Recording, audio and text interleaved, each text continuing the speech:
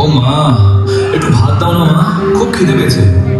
সকাল থেকে রিহার্সাল করে শরীরটা আর চলছে না। ভাত? কিসের ভাত? সারাদিন টোটো করে ওই নাচের স্টুডিওতে নাচানাচি করিস, সেখানেই যা। তোর জন্য এই ঘরে কোনো ভাত নেই। নাচ দিয়ে যদি পেট না ভরে, তাহলে রাস্তায় গিয়ে ভিক্ষা কর। কেন তোমরা আমাকে বোঝো না মা? একদম চুপ। অনেক সহ্য করেছি তুই। তোর মতো অপদার্থ ছেলের আমাদের কোনো দরকার নেই।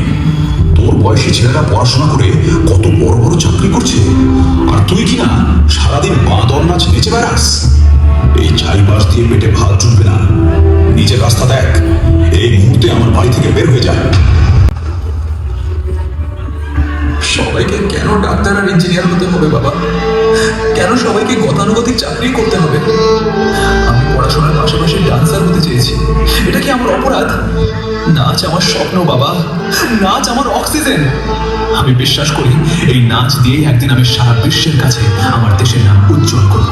অনেক বড় বড় কথা শিখে গেছিস। যা, তোর ওই নাচের জগতেই পড়ে পড়ে মরো। এ বাড়িতে তোর আর কোনো জায়গা নেই। শুরু হয় এখান থেকে।